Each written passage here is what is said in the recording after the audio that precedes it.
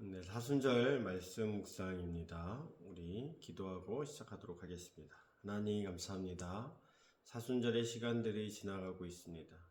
하나님 이 사순절의 시간 동안 우리가 예수님과 더욱더 친밀해지는 시간 되게 하시고 말씀을 먹을 때 우리가 이 말씀을 통하여서 예수 그리스도에 대해서 더 알아가는 시간 되어질 수 있도록 주님 인도하여 주시옵소서. 지식에서 끝나지 않게 하시고 하나님 말씀을 통해 우리 삶이 변화되게 하여 주시옵소서. 예수님의 이름으로 기도드립니다. 아멘. 우리 말씀은 마태복음 6장 24절 말씀입니다. 마태복음 6장 24절. 마태복음 6장 24절 제가 읽겠습니다. 한 사람이 두 주인을 섬기지 못할 것이니 혹 이를 미워하고 저를 사랑하거나 혹 이를 중히 여기고 저를 경히 여김이라.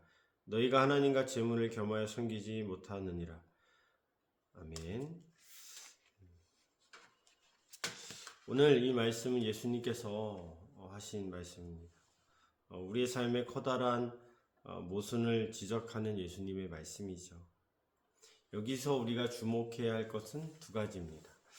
먼저는 위의 문장에서 두 번 나타나는 섬긴다라는 이 말이에요. 섬긴다라는 말 반복해서 나오고 있죠. 하나님 외에 어떤 대상을 계속 그리고 반복해서 섬기는 것은 큰 문제가 되는 것을 우리는 알고 있습니다. 흔히 우리가 이야기할 때 취미가 때로는 우리가 무언가를 섬기는 대상이 될 수도 있고, 어떤 사람에게는 운동이 될 수도 있고, 십자수가 될 수도 있고, 그건 여러 가지죠. 하나님보다 더 즐겨하는 것들, 또 하나님보다 더 사랑하는 것들이 있다면, 반복해서 하는 것들이 있다면 그것이 곧 우상이 될 수도 있는 그런 염려를 이야기하는 것을 이야기하고 있습니다. 우리는 섬긴다라고 생각하지 않죠. 그냥 즐긴다라고 생각하죠. 그런데 한번 가만히 생각해 보세요. 우리가 거기에 매일 때가 있어요. 취미에 매이거나 어떤 내가 좋아하는 것들에 매일 때 우리는 그것이 섬기는 것으로 언젠가부터 변질되어지게 되어 있습니다. 그렇기 때문에 우리는 굉장히 조심해야 합니다. 이것을 이야기할 때 예수님께서 뭐라고 이야기하시냐면, 첫 번째 이야기할 때는 어떠한 사람이라고 이야기해요. 그러니까 어떤 특정한 어떤 대상을 이야기하는 것이 아니라 마치 다른 어떤 이야기를 하는 것처럼 어떠한 사람이 있는데 그 사람이 두 주인을 섬기는 것은 안 된다 라고 이야기합니다. 그런데 후반부의 구절을 보면 뭐라고 이야기하냐면 너희는 이라고 이야기해요. 이스라엘 민족들에게 그 자리에서 듣고 있는 자들에게 분명히 이야기하고 있는 거예요. 너희는 두 주인을 섬기지 마라 라고 이야기합니다. 재물과 하나님 둘 중에 하나만 섬겨야 하는 것이지 너희가 이 둘 다를 섬길 수 없다라고 분명히 이야기하는 거예요. 그러니까 택하라라는 거죠.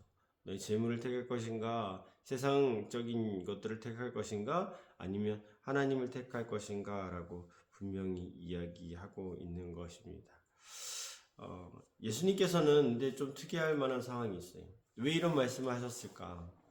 아니 돈을 많이 벌 수도 있고 돈을 잘 벌면 예수님도 좋은 거 아니야? 예수님께 바치고, 마치 지금 이 시대에 많은 사람들이 주일 못 나갈 수도 있지, 주일에 그때 돈 많이 벌어서 그 헌금으로 드리면 하나님 더 좋아하는 거 아니야? 교회한테 더 좋은 거 아니야? 라고 이야기할 수 있어요. 그러나 그렇지 않죠. 하나님이 원하시는 것, 예수님이 원하시는 것은, 또 내 안에 성령님이 말씀하시고 행하시는 것은 그런 것이 아니죠. 오늘 말씀을 보면 예수님께서 하나님과 재물을 견주어 이야기해요. 그러니까 마치 굉장히 다른 개념이지 않습니까? 하나님은 어떤 신적인 개념이고, 이 돈이라는 것은 어떤 물질적인 그런 개념이, 이게 같은 개념으로 보이지 않을 수도 있어요. 그러나 예수님은 분명히 말합니다. 하나님과 재물은 두 주인을 동시에 섬길 수 없다. 이거 마치 같은 선상에 놓고 보는 것 같다라는 생각이 들어요.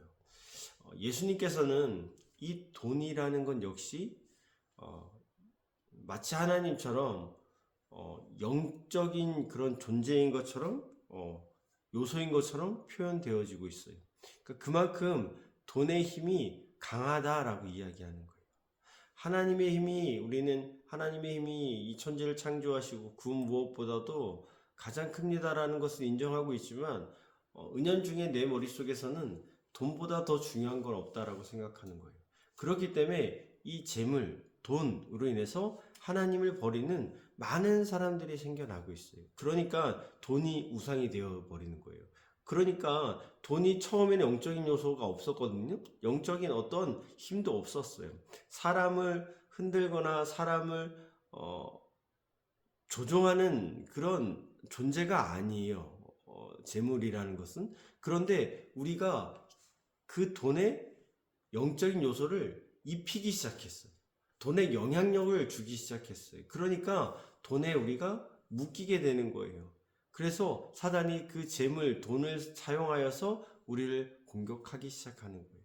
예수님은 이 돈의 힘을 분명히 알았습니다. 뭐 그때 당시에 또 수많은 사람들이 그러지 않았을까요? 돈 때문에 하나님을 버리는, 또 하나님을 이용하는 수많은 바리새인과 서기관들과 제사장들이 아마 있지 않았을까요? 그러므로 말미암아 예수님께서는 이 두 가지를 명확히 우리에게 던지고 있는 거예요.